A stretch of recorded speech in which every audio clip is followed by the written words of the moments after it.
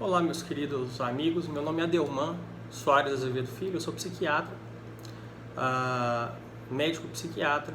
Trabalho com hipnose clínica, programação neurolinguística e resolvi fazer esse vídeo, essa postagem aqui nas redes sociais porque tem me preocupado muito o comportamento de alguns ditos gurus que prometem uma felicidade e um sucesso que realmente é impossível de ser alcançado.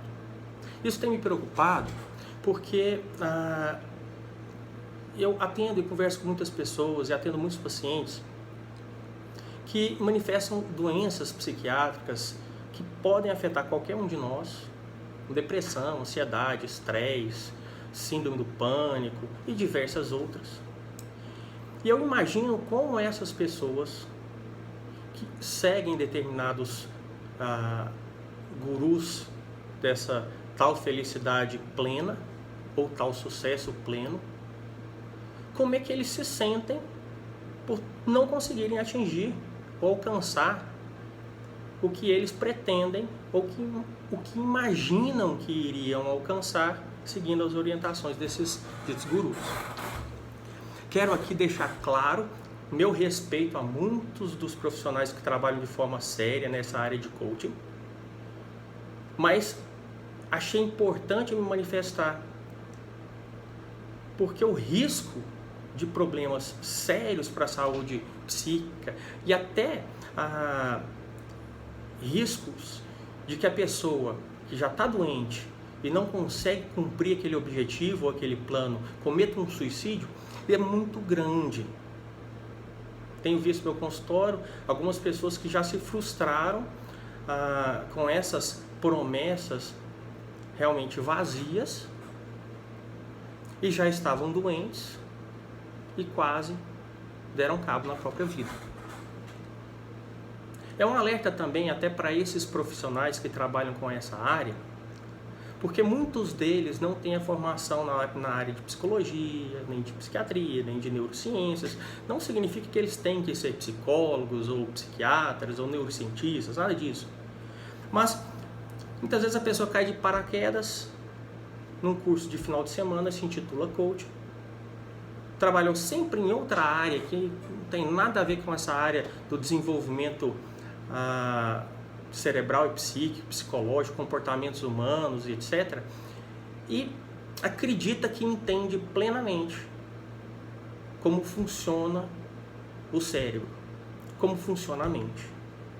E nem os mais estudiosos neurocientistas de hoje também não sabem. Eles supõem. O que a gente conhece hoje do cérebro, das informações do cérebro, a maior parte das coisas são suposições, são hipóteses. E daqui a alguns anos podem surgir novos dados e colocar tudo abaixo. Todo esse conhecimento que a gente tem hoje pode ser colocado abaixo. Primeiro eu queria falar um pouquinho como ocorre, teoricamente, na hipótese que a gente tem hoje, como eu falei, pelo que a gente acha que pode existir, que pode ser realidade hoje, é o seguinte: uma das hipóteses do desenvolvimento de uma depressão, uma síndrome do pânico, é que o estresse ao longo do tempo, a tristeza mais intensa ao longo do tempo, frustrações mais intensas ao longo do tempo, perdas, grandes dores e sofrimentos de forma mais intensa, isso ocorre mais rapidamente, ou então grandes sofrimentos que vão sendo fomentados ao longo dos anos, dos meses, dos anos, pode fazer com que o cérebro comece a produzir menos neurotransmissores, que são substâncias importantes para o cérebro, para a gente estar bem, para a gente estar tranquilo, para a gente estar em paz, alegre, disposto, tendo uma boa qualidade de sono, conseguindo dormir e conseguindo ficar alerta e atento quando a gente está também acordado. A gente precisa de render, precisa de trabalhar. Então, essas substâncias diminuídas, elas são diminuídas por fatores subjetivos, que é estresse, tristeza, e cada um vai desenvolver aquela sensação de acordo com a sua personalidade, com o momento que ela passa na vida. E aí o cérebro começa a produzir pouca serotonina, que é um dos neurotransmissores, pouca dopamina, pouca norepinefrina. E a pessoa pode desenvolver sintomas de depressão, de ansiedade, ou os dois juntos, e diversas outras doenças psiquiátricas também a partir daí. A queda dessas substâncias também ocorre junto com alterações físicas no cérebro. Esse estresse, essas sensações ruins que a gente vai tendo de forma mais intensa ao longo do tempo, também pode fazer com que uma substância diminua. É uma substância que ela é primordial para se formar esses neurotransmissores. Então essa substância diminui e diminui a quantidade desses neurotransmissores. Só que quando essa substânciazinha primordial, que dá o start para a produção de serotonina, dopamina e noradrenalina, quando ela diminui, ela faz com que neurônios do cérebro morram. Você começa a perceber? Tem uma alteração química, uma alteração física no cérebro da pessoa que apresenta uma doença psiquiátrica, como uma depressão. Da pessoa que apresenta uma doença psiquiátrica, como os transtornos de ansiedade, a síndrome do pânico. O cérebro, quando ele começa a ter um pouco menos de neurônio, ele começa a ter dificuldade em algumas funções. A pessoa começa a ficar desatenta, ela pode não conseguir memorizar direito as coisas, não conseguir, com a mesma rapidez de antes, interpretar situações, emoções. Então a pessoa pode ficar mais emotiva, mais sensível. Além disso, ocorre também alteração do sono. A pessoa pode, quando está com depressão, ansiedade, pode sentir sono demais. E ao mesmo tempo, pode acontecer de uma outra pessoa que está com sintomas semelhantes sentir sono de menos. O fato é que essas pessoas que estão doentes, quando vão participar de um treinamento, ou quando estão seguindo as orientações daqueles gurus, elas começam a se questionar: o que está acontecendo comigo? Por que eu não dou conta? Ela imagina que todo mundo dá conta de atingir aquele objetivo. E como ela está doente, ela fica mais sensível, ela fica pior, até a sua capacidade de aprendizado é muito pior. Ela não consegue ter o mesmo desempenho. Então ela se frustra com intensidade muito maior do que aquela pessoa que está bem e está fazendo o programa proposto pelo seu mentor. E aí essa pessoa muitas vezes, por já estar percebendo, minha vida está péssima em virtude da doença, quando ela passa por uma frustração nesse sentido, ela pode dar cabo da própria vida. Isso que me preocupa. Outra coisa é o seguinte: isso que eu falei é importante para a gente analisar na sequência por que é importante conhecer a mente, importante conhecer as doenças psiquiátricas e respeitá-las, antes de querer ensinar, de querer orientar as pessoas sobre o modo perfeito de viver. A gente bem sabe que é impossível a gente estar feliz o tempo inteiro. Quem fica feliz o tempo inteiro? Não tem quem.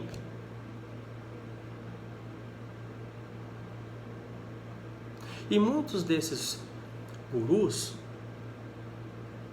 eles vão estar visíveis nas redes sociais, Facebook, Instagram, YouTube. E eles só aparecem felizes, em situações prósperas, mostrando a riqueza que estão construindo e que construíram. Isso não é errado, não. O sucesso tem que ser valorizado, a felicidade tem que ser valorizada.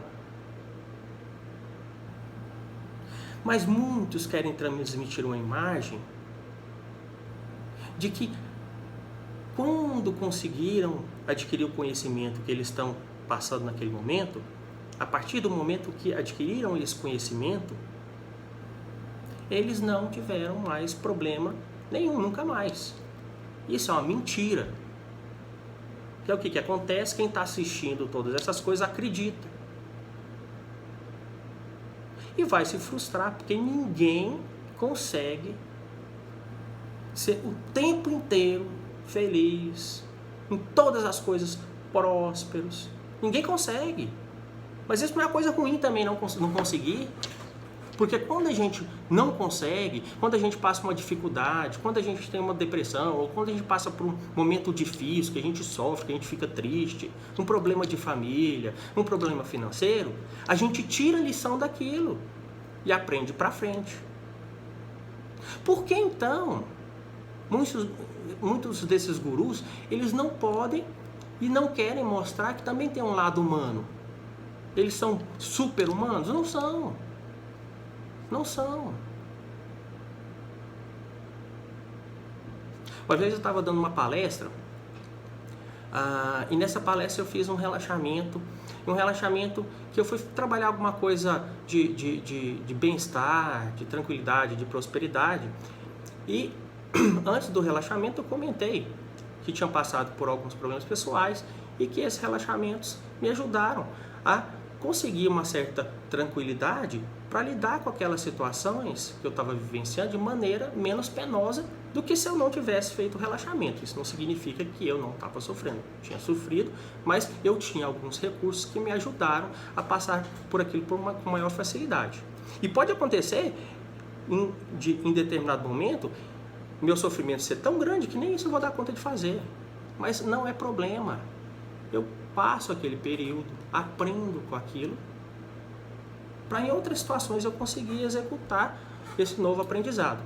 Pois bem, nessa palestra, depois que eu fiz o relaxamento, um colega palestrante chegou para mim, depois que as pessoas tinham ido embora, e falou assim: olha, doutora Delman, muito bacana o que você falou, o relaxamento foi muito bom, mas deixa eu te falar, deixa eu te dar uma dica. A gente que é palestrante, que trabalha assim, não pode muito falar dos nossos problemas. A gente tem que mostrar uma coisa assim que motiva os outros.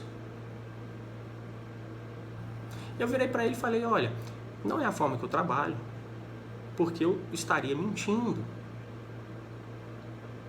E eu acho que é muito mais importante, eu acho que passa uma mensagem muito mais gostosa e mais próxima da realidade das pessoas, quando elas sabem que eu também sou humano, que eu também posso passar por problemas, por frustrações, por dificuldades diversas e consigo dar a volta por cima.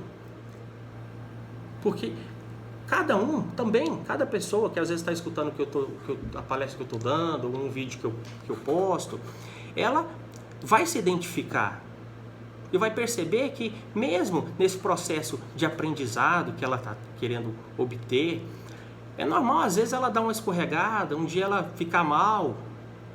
Isso não significa que ela está perdida, que ela não vai conseguir nada do que ela está desejando em relação aos seus conhecimentos, aos seus estudos, aos seus aperfeiçoamentos.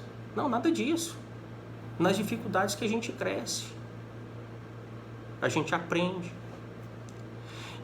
E engraçado que eu estava fazendo uma correlação entre esse comportamento humano, em que a gente tem altos e baixos ao longo da vida, com o comportamento dos empreendedores. Quase, não acredito que deva ter muitas exceções, mas todo livro que eu leio, palestra que eu escuto e assisto de empreendedores, eles dizem que eles tomaram muitos tombos antes deles conseguirem alavancar um negócio ou um empreendimento. E falam que constantemente acontece deles tomarem um tombo ou outro, se levantarem e continuarem. E eles dizem que é importante passar por esses momentos de dificuldade, em que fizeram um negócio, não deu certo, quebraram, começaram de novo, quebraram, começaram de novo. Eles falam que sempre tiraram aprendizados daquela situação. Aprenderam com aquilo. E a cada momento de dificuldade, a cada problema que tenham nos negócios, depois que passam daquela situação, que resolvem aquela situação, eles trazem para a sua vida o aprendizado daquela experiência. Então isso é bonito, isso valoriza o empreendedor, eles valorizam isso. Agora, por que no que tange ao estudo da paz, da tranquilidade que a gente quer passar para as pessoas, que os gurus transmitem, por que é tão medonho se dizer que a gente passa por problema também? Que o palestrante, que o coach também passa por dificuldades, passou, passa e também vai passar. Isso não diminui ninguém. Mas o que eu vejo nessa área é o seguinte: essas pessoas, elas gostam de comentar um grande problema, um sofrimento que vivenciaram, mostram como resolveram aquilo, a partir do momento que começaram a ter acesso a esse estudo, a isso que eles estão se propondo a propagar, a ensinar, a vender. E depois disso eles nunca mais tiveram problema nenhum. É lógico que isso não tem nada a ver. Eles continuaram tendo problemas, mas é lógico, eles tiveram aprendizados que foram fazendo com que eles se tornassem mais hábeis para resolver os problemas pelos quais passavam. E continuaram passando. Você acha que algum desses gurus maravilhosos, se tiver um grande sofrimento, lidando com um grande sofrimento, uma grande dor, uma doença, uma grande perda familiar, você acha que não vai chorar? Ele vai sofrer, ele vai ficar mal. Se ele não ficar, corram dele, porque é um psicopata que não tem emoções. Mas eu quero que vocês abram os olhos e aprendam o que vocês desejam aprender com as pessoas com as quais você acha que pode pegar informações. Mas as coisas que você perceber que estão exageradas demais, você descarta. Não precisa descartar a pessoa. É só descartar aquele conceito que você não gostou, aquele aprendizado que você não gostou.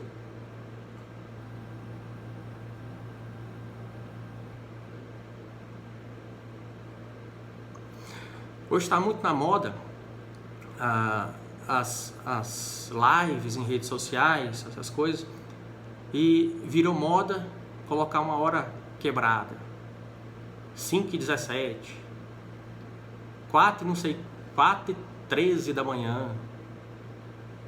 E aí, quando essas pessoas vão fazer algum treinamento em que passam alguns dias acordando cedo, não que não acordem cedo em outros dias, mas elas querem levar todas as pessoas que estão assistindo, que desejam aprender, a acordar no mesmo horário. E muitas das pessoas que vão buscar esses aprendizados, elas estão doentes. E como eu falei antes, foi o que eu disse que é importante para agora, que muitas das pessoas que estão doentes, com depressão, com pânico, têm alteração do sono.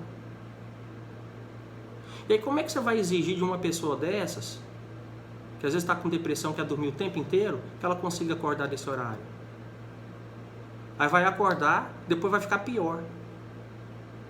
Já o outro, que tem uma está com uma ansiedade grave, muito intensa, demora para pegar no sono, aí dormiu 3 horas da manhã, tem que acordar 6 e pouco para trabalhar, mas aí vai acordar 4h17, 4h51 e meio para poder assistir a live, e aí não vai dormir mais, porque já está na hora de acordar mesmo. Ou seja, já tinha dormido tarde, não conseguiu dormir antes. Como é que ela vai passar o dia dela? E qual que é o estrago que isso vai fazer de a pessoa acordar assim vários e vários dias? E é bem capaz que muitos desses gurus que se dizem os conhecedores da mente, o comportamento, é muito provável que eles vão dizer que essas pessoas são fracas, não são determinadas. Pô,